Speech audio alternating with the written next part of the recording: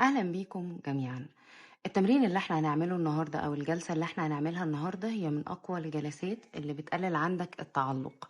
مفيش حاجة هتنهي عندك التعلق بشخص معين فجأة مرة واحدة، ولكن الجلسة اللي أنا هعملها لكم دلوقتي دي من أول مرة هتبتدي تستشعر إن المشاعر اللي جواك هديت بشكل بسيط. بعد كده مرة مع مرة مع التكرار هتحس ان انت اهدى بكتير تجاه الشخص ده وان مفيش نفس المشاعر. وهنا في سر انا هشرحه لكم وهتفهموا كويس انتوا ليه بتبقى متعلقين، لان انتوا في الحقيقة ما بتكونش متعلق بالشخص نفسه. السر هنا ان انت بتكون متعلق باحساسك بالشخص ده، وان الاحساس ده في الاساس هو راجع لشيء ناقص جوه منك انت. هشرح لكم الموضوع ده بالتفصيل، بس نبدأ بالجلسة الأول أو بالتمرين الأول، وبعد كده هشرح لكم بالتفصيل تأثير التمرين ده علينا إيه، وإيه أصلا هو التعلق، وإزاي التعلق بيحصل معانا. لو انت بتسمعني دلوقتي ومش قادر ان انت تبطل تفكير في شخص معين في دماغك، حاسس ان انت متعلق بيه بزيادة قوي لدرجة الإرهاق، انا عايزاك تجرب معايا الجلسة دي وما تحاولش ان انت تقاوم احساسك. عايزاك تسيب نفسك تماما، تسمعني فقط وتنفذ اللي انا هقوله في الجلسة.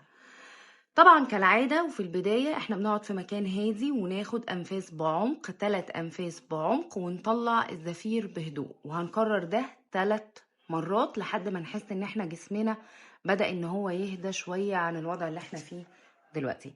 اقعد في مكان هادي، غمض عينك، ابتدي خد اول نفس ببطء على 4 عدات، زفير ببطء على 4 عدات. مرة كمان، زفير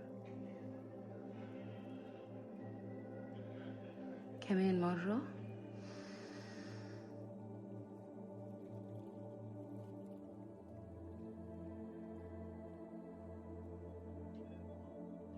دلوقتي انا عايزاك تتخيل الشخص اللي في بالك اللي انت متعلق بيه قدامك دلوقتي، واقف قصادك من غير ما تحكم عليه ولا تحكم على نفسك. خلي الاحساس اللي جواك يطلع زي ما هو، زي ما هو بالظبط. احساس اشتياق، احساس زعل منه، احساس تعلق شديد. ما تقاومش احساسك، طلعه زي ما هو بالظبط. دلوقتي ركز معايا في احساسك ده قوي. ايه اكتر حاجة حاسسها لما بتفكر في الشخص ده؟ وخلي الاحساس ده يبقى واضح قوي جواك وظاهر.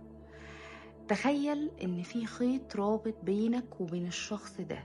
الخيط ده خارج من صدرك او من قلبك ومتصل بصدره او بقلبه. الرابط ده بقى هو اللي مخليك متعلق، مش الشخص نفسه. ركز معايا قوي في النقطة دي وفهمها. التعلق مش بالشخص، التعلق بالإحساس اللي جوه منك، التعلق بالإحساس اللي جواك. دلوقتي هنعمل خطوة مهمة جدا. تخيل الرابط اللي بيربطك بالشخص ده بدأ إن هو يضعف، مش يتقطع، مش يتقطع بالقوة، مش تجبر نفسك إن انت تقطعه، لأ. تخيله بيهدى، بيخف، بيفقد قوته.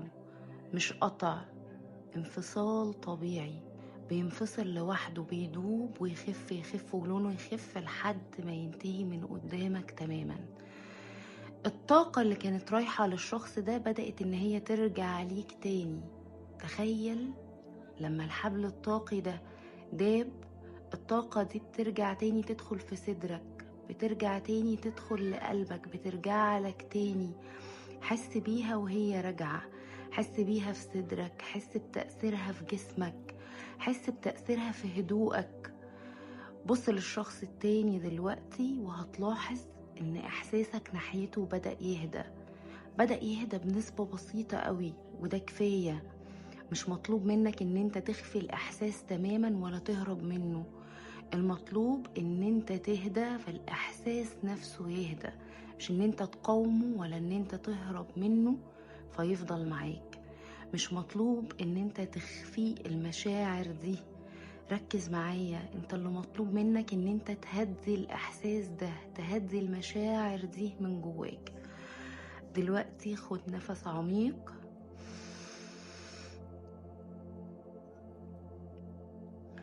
وقول جواك بيقين: أنا كفاية، أنا أستحق راحة، أنا برجع لنفسي، أنا طاقتي بتعود ليا. تاني: أنا كفاية، أنا أستحق راحة، أنا برجع لنفسي، أنا طاقتي تعود إليا.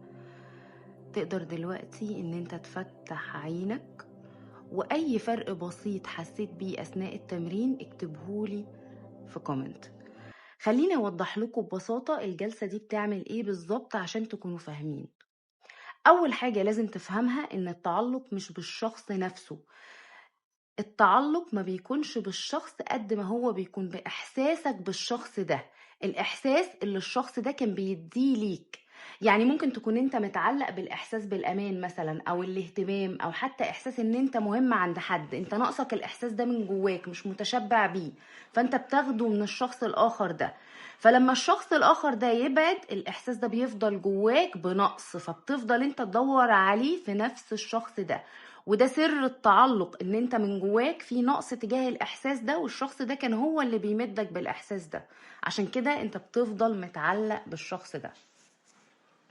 الجلسة دي بقى بتشتغل على النقطة دي تحديدا.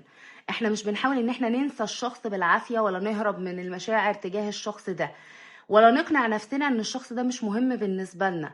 ومعظم الناس بتقع في النقطة دي، ان هما بيعملوا كده، فاللي بيحصل من المقاومة ان المشاعر دي بتزداد جواك اكتر، فتلاقي نفسك كل ما تسيطر على نفسك تلاقي احساس اشتياق اكتر واكتر.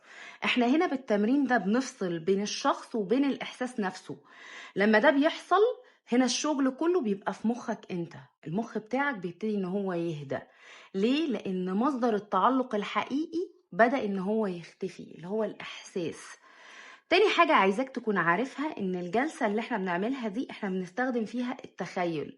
والتخيل هنا مهم جدا، لان عقلك الباطن بيتعامل مع التخيل ده كأنه هو واقع وحقيقي وموجود. ودي نقطة المفروض تخليها دايما في عقلك وتنفذها في كل حاجة في حياتك، ان انت تعرف ان التخيل هو قوة كبيرة جدا تقدر توصل بيها لأهداف كبيرة، لان عقلك الباطن ما بيفرقش بين الخيال وبين الحقيقة. لما انت بتتخيل الرابط اللي بينك وبين الشخص ده وتركز عليه، هنا المخ بتاعك بيبدأ ان هو يتعامل معاه كأنه هو حاجة حقيقية فعلا.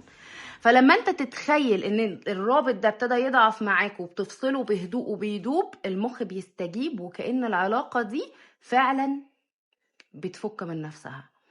ده بالظبط اللي بيحصل معاك أثناء التمرين، وده اللي بيخليك تحس براحة أو بهدوء بعد الجلسة دي. وتالت حاجة عايزاك تكون عارفها ان الجلسة دي بترجع تركيزك لنفسك، لان في جزء من الطاقة بتاعتك بيكون موجود عند الشخص ده نتيجة للتعلق اللي جواك. لان التعلق بيحصل لما جزء من الطاقة بتاعتك ومن تركيزك ده بيروح للشخص التاني. فلما انت بتفصل الاحساس ده خلاص، والحبل ده بيبتدي ان هو يدوب خلاص، والاحساس اتفصل، هنا الطاقة بتاعتك بترجع جواك مرة تانية. وده بيقلل الالحاح اللي جواك ان انت تفكر فيه، او ان انت ترجع له، او ان انت تفضل تحس كل شوية باشتياق رهيب تجاهه. انت الألم اللي بتحسه من التعلق هو جايلك نتيجة ان انت حابس جواك المشاعر دي. هنا لما احنا بننفذ الجلسة دي احنا بنحرك المشاعر دي بدل ما بتفضل محبوسة. معظم التعلق اللي عندك بيكون سببه ان انت كاتم مشاعر جواك مش معبر عنها. فلما انت بتسمح لنفسك ان انت تحس بالمشاعر دي وتمر بالمشاعر دي وتبتدي تهدى من جواك، فالاحساس نفسه بيبتدي ان هو يضعف. وهنا النقطة اللي بتخلي الجلسة دي توصلك لنتيجة في التعلق. وفي نفس الوقت الجمل اللي احنا بنكررها في الجلسة، زي ان انا مثلا برجع لنفسي، ان انا بسترد طاقتي، ان انا بشتغل على ان انا ابرمج الفكرة اللي جوايا، كل ده مخاطبة للعقل الباطن بتاعنا. بدل ما يكون تركيزك على الشخص بيبتدي يتحول تركيزك على نفسك. مع التكرار بتخلق نقاط عصبية جديدة أو مسارات عصبية جديدة، ودي اللي بتعمل لك التغيير بالتدريج. تغيير لإيه؟ تغيير لإحساسك، تغيير لإحساس التعلق. عشان كده ممكن تحس بعد الجلسة مباشرة ان انت حاسس بهدوء، او حاسس بمسافة نفسية حصلت بينك وبين الشخص ده، حتى لو مسافة بسيطة. ده طبيعي جدا، لان احنا مش بنلغي المشاعر، احنا بنهدي المشاعر اللي جوانا ومش بنقاومها، احنا بنخليها تطلع على السطح ونفهمها. لما انت بتطلع المشاعر قدامك وتحط وعيك وتركيزك عليها وتفهمها، المشاعر دي نفسها بتبتدي ان هي تتفكك وتبتدي ان هي تضعف، ما يبقاش تأثيرها عليك زي الاول. لو انت كررت الجلسة دي كذا مرة هتلاحظ ان التعلق بيقل معاك بشكل اكبر، وان انت بقيت اهدى وبقيت اقوى وما بقيتش مندفع تجاه الشخص ده زي كل مرة بتحاول ان انت تبعد وتقاوم فترجع تندفع تجاهه، زي بالظبط كأن هو مغناطيس عمال يشدك، كل ما تحاول تبعد يرجع يشدك. الجلسة دي مهمة جدا جدا لو انت عايز تتخلص من التعلق. وهنا في نقطة مهمة جدا أنا عايزة كل واحد منكم يفهمها، وهي إن التعلق ما بيجيش فجأة. التعلق بيكون نتيجة لإيه؟ عشان تكون فاهم الموضوع بيبتدي معاك إزاي. التعلق بيجيلك نتيجة إن أنت قررت التفكير والاهتمام بالشخص المعين اللي في دماغك ده، لدرجة إن مخك نفسه بيبتدي يربط وجود الشخص ده بمشاعر زي الراحة زي الأمان. مع الوقت هنا أنت بتخلق المسار العصبي، فبيحصل نوع من التعود العقلي على الشخص ده. يعني كل ما تفكر فيه مخك نفسه يبتدي يفرز نفس الإحساس اللي أنت كنت بتحسه معاه، اللي هو أصلا الإحساس ده أنت مفتقده من جواك، ناتج مثلا عن صدمات طفولة، عن أشياء في الماضي. فيبدأ يحصل ايه معاك؟ يبدأ يحصل حاجة اسمها الإدمان العاطفي. والإدمان العاطفي هنا مش معناه ان انت مثلا حصل لك تعلق فعندك إدمان عاطفي ان انت كشخصية ضعيفة. ده معناه ان انت مخك نفسه اتعود على نمط معين، ان انت خلقت مسار عصبي معين. الجلسة اللي انت بتنفذها دلوقتي انت بتكسر النمط ده. ازاي؟ انت دلوقتي عمال تلف في نفس الدايرة بتاعتك بدأت بالتفكير، تفكيرك في الشخص ده، والتفكير ده انت ربطته بإحساس، فالإحساس ده جالك من خلال الشخص ده، عوضك عن إحساس انت مفتقده من جواك، انت مش عارف تدين نفسك. الإحساس اللي عندك فيه نقص ده جالك مثلا من صدمات طفولة، من أشياء في الماضي، من صدمات، من حاجات انت مريت بيها وانت صغير معرفتش ان انت تتحرر منها، فبقت موجودة جواك وعندك فيها نقص. فهنا الإحساس ده الشخص ده هو اللي بقى يديهولك، إن مثلا كمثال بقيت تاخد قيمتك من الشخص ده، اهتمامه بيك هو اللي بيديك الإحساس اللي ناقصك من جواك. فحصل ايه؟ حصل تعلق بالإحساس نفسه، إن أنا أفضل أخده من الشخص ده، فبرجع تاني أفكر في نفس الشخص. ليه؟ عشان أخد منه الإحساس، فتعلق أكتر، فارجع أفكر فيه أكتر. دي الدايرة المفرغة اللي انت بتلف فيها. عشان كده انت مش عارف ان انت تخرج بره التعلق. لما انت بتفصل الرابط اللي بينك وبين الشخص ده، والفصل ده حتى لو كان بالتخيل، انت كده بتدخل اشارة جديدة لمخك، بتنشئ مسار عصبي جديد، ان الشخص ده خلاص بقى في بيني وبينه سبيس معين. بتقول ان العلاقة دي مش المصدر الوحيد للاحساس اللي انا مفتقده من جوايا. ده بيعمل معاك ايه؟ ده بيقلل لك الاعتماد العاطفي على الشخص ده، مش هو الحاجة الوحيدة اللي هتديني نفس الاحساس ده. وكمان الجلسة دي مهمة في حاجة جدا، ان انت بتاخد دور المتحكم مش دور المتأثر. وهنا فرق كبير قوي بين الاتنين، انا شرحته قبل كده في فيديوهات سابقة. ان انت طول ما انت مش على وعي بالاحساس وبالمشاعر هي اللي بتقودك، ولكن لما انت تبقى على وعي وحاطط تركيزك على الشعور، فانت اللي بتقود الدنيا، انت اللي بتبقى القائد، انت المتحكم.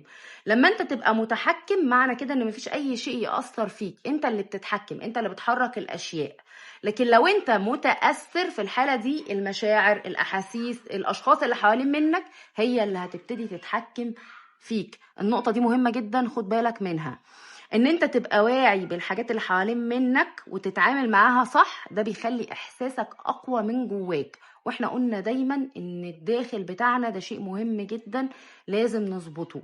مع الوقت بيحصل لك تغيير في ردود فعلك نفسها، بتلاقي الخطوات اللي انت بتاخدها مختلفة، بتلاقي رد فعلك مختلف، بتلاقي احاسيسك نفسها اختلفت. انت ممكن تبقى مثلا حاسس ان انت اقل اندفاع ان انت تتكلم، او ان انت رغبتك مع الشخص ده ما بقتش زي الاول، ما بقتش تجري وراه، ما بقتش عايز تراقبه. وده مش لان انت فقدت الاهتمام بيه فجأة، لكن لان انت عرفت ازاي تسيطر على نفسك، سيطرتك على نفسك والتحكم والوعي بتاعك زادوا. انت هنا في الجلسة دي لما بترجع الطاقة بتاعتك مرة تاني جواك، انت بتعرف وبتتأكد ان انت مش محتاج الاحساس ده من حد. الاحساس ده موجود جواك اصلا، هو موجود في اساسك، بس الجزء ده عندك فيه خلل وانت معرفتش تتعامل معاه. وده اهم تحول ممكن يحصل لك، لان انت اول ما توصل للنقطة دي التعلق بيبدأ ان هو يختفي لوحده. مش بيختفي بمقاومة ولا بيختفي بالعافية، بيختفي لوحده. ليه؟ لان انت بقيت مكتفي بنفسك اكتر، لان انت رجعت للداخل ورجعت الطاقة بتاعتك، لان انت حررت جزء مكبوت جوه منك، وده بيخليك ترجع للتوازن الطبيعي بتاعك وتشوف الامور بشكلها الواضح، مش تشوفها بالنضارة اللي انت لابسها اللي بتعكس لك خلل معين جواك وبتخليك تدور على احاسيس انت مفتقدها جوه نفسك. مفتقدها جوه نفسك وهي اصلا موجودة جواك وهي في حقيقتك، ولكن انت معتقد ان الشخص ده هو اللي بيمدني بالاحاسيس دي. لا، انت اللي اديت الشخص ده زمام امورك ان هو يمدك بالاحاسيس دي انت اللي ربطت نفسك وخليت نفسك تحت سيطرة الشخص ده. يعني تخيل معايا دلوقتي شخص انت بتكلمه كل يوم بشكل مستمر، ومتعود دايما ان انت تحكي له كل تفاصيل حياتك، وفجأة الشخص ده يختفي او العلاقة دي تنتهي من حياتك تماما. اول حاجة بتحصل لك ان انت مش بتفتقد الشخص، لا، اول حاجة بتحصل ان انت بتفتقد الاحساس اللي كان بيجيلك وانت بتكلمه، بس انت مش واعي ومش حاسس بكده. انت حاسس ان انت مفتقد الشخص نفسه. انت مفتقد احساس، ودي الحقيقة، ان حد مثلا يسمعك او ان حد يهتم بيك او ان حد موجود في حياتك. فهنا ايه اللي بيحصل معاك؟ مخك بيبدأ يحاول يرجع الاحساس ده تاني، فبيخليك دايما تفكر طول الوقت في الشخص ده. تفضل مثلا تفتح الشات تشوفه اونلاين ولا لا، تراقبه، ترجع تقرا الكلام القديم ما بينكو، تتخيل لو حتى كلمة قالها لك، يعني تقعد تفتكر كل كلمة كان بيقولها لك. وهنا بيبدأ التعلق يزيد جواك، مش لان انت محتاج الشخص نفسه زي ما انت معتقد، لكن لان انت محتاج الاحساس اللي مرتبط بيه. فانت دلوقتي لما بنيجي نعمل جلسة زي اللي احنا عملناها ونتخيل الرابط اللي بيننا وبين الشخص ده ونبتدي ان احنا نفصله بهدوء ويدوب، انت كده بتكسر الرابط بين الشخص وبين الاحساس. يعني انت هنا بتقول لمخك ان الاحساس ده مش مرتبط بالشخص ده بس. ومع كل مرة بتكرر فيها الجلسة دي بتلاقي نفسك أقل رغبة إن أنت تراقبه، إن أنت تشوفه بيعمل إيه، إن أنت تفكر فيه. أنت بتبقى أهدى من جواك، مش لأن أنت نسيته، لكن لأن أنت ما بقتش محتاجه بنفس الطريقة. وده الفرق الكبير اللي أنت لازم تبقى فاهمه. الفرق الكبير إن أنت تبتدي تفتكر الشخص بس بدون تعلق، بدون إحساس ضغط من جواك، بدون إحساس احتياج إن أنت عايز منه حاجة. ده بيعمل معاك إيه؟ ده بيخليك ترجع طبيعي تاني، تبقى انت مسيطر على نفسك اكتر. فبدل ما الاحساس هو اللي يسيطر عليك ويقودك ان انت تاخد تصرفات معينة. وفي نقطة مهمة لازم تاخد بالك منها كويس جدا، ان طول ما انت بتسعى ورا الحاجة ومحتاج لها فالدنيا ما بتديش محتاج. الكلام ده حقيقي بنسبة 100%. الحاجة اللي انت هتحتاجها وهتطلع نقص تجاهها هتاخد المزيد من النقص تجاهها. فطول ما انت محتاج الشعور ده من الشخص ده وبتجري وراه، طول ما هو هينفر منك اكتر. دي قاعدة لازم تحطها في دماغك. يعني كل محاولاتك البائسة لن تصلح في إرجاع الشخص ده مرة تانية، وحتى لو جالك هتلاقيه بيتعامل معاك ببرود، بيهملك، ما بيتعاملش معاك زي الأول، وفي النهاية القصة كده كده هيحصل فيها انفصال. يبقى الحل الوحيد ان انا اسيطر على احاسيسي، وان انا اسيطر على نفسي، وان انا اكون القائد واكون المتحكم. في اللحظة دي اما الشخص ده هيرجع معاك كويس وهيكون احسن من الاول، اما هيخرج بره حياتك تماما وهيحل مكانه شخص باستحقاقك الجديد، بوضعك الجديد، بمعرفتك الجديدة بنفسك، فهيكون مناسب معاك وهتعيش في عيشة افضل بكتير قوي من النار اللي انت كنت بتحرق نفسك بيها وانت عمال تجري ورا الشخص ده. في النهاية لازم تبقى فاهم حاجة مهمة، انت مش محتاج حد عشان تحس ان انت كامل، وانت مش ضعيف عشان انت اتعلقت بحد. انت بس ناقصك احساس معين، والاحساس ده هو في الاساس موجود جواك مش من براك. لازم تفهم اللي انا بقوله ده كويس، لان هو ده نقطة التعلق، او هي دي مفتاح التعلق. لازم تفهم التعلق بيحصل لك ليه عشان تعرف ان انت تعالجه من جواك. الإحساس اللي موجود جواك ده هو موجود جواك أنت مش بره. كل اللي حصل بس معاك في التعلق إن أنت بقى رحت ربطه بشخص معين، والنهاردة بتنفيذك الجلسة دي أنت بدأت إن أنت تفك الربط ده وترجع لنفسك. يمكن لسه في شوية مشاعر جواك، حاسس بنفس المشاعر، حاسس إنها قلت حاجة بسيطة قوي، أو إن أنت بدأت تفهم وتحط وعيك وتركيزك وتشوف الموضوع من زاوية تانية. بس ده طبيعي جدا. الفرق ان انت بقيت اهدى، هو ده المفتاح اللي احنا هنفتح بيه الباب. ان انت تبقى اوعى، ان انت تبقى اقرب لنفسك، ان انت تبقى مسيطر على مشاعرك وفاهم ايه اللي بيحصل معاك. خد القاعدة دي وعيش بيها في حياتك، هترتاح جدا. اعرف ان اللي بيبعد عنك مش بالضرورة كان ليك، وان اللي ليك فعلا عمره ما يحتاج ان انت تتعلق بيه. هيكون الطاقة بتاعته مريحة بالنسبة لك، هتكون طاقته واضحة بالنسبة لك، هيكون فيها سهولة ويسر وهتعيش مرتاح، مش هتتعب ابدا. دي الحاجة اللي انت تمسك فيها وانت مطمن. لكن الحاجة اللي الطاقة بتاعتها ضبابية وبتجذب لي طاقات سلبية وبتحسسني ان انا مخنوق ومتضايق، دي مش بتاعتي اصلا، دي مش مناسبة للتردد بتاعي. انا بنزل لتردداتها وبالتالي بنزل بالتردد بتاعي، فالواقع كله بتاعي بينزل معايا. دلوقتي كل واحد منكم ياخد نفس عميق ويحس ان هو رجع لنفسه خطوة. حس الاحساس ده جواك وتخيله.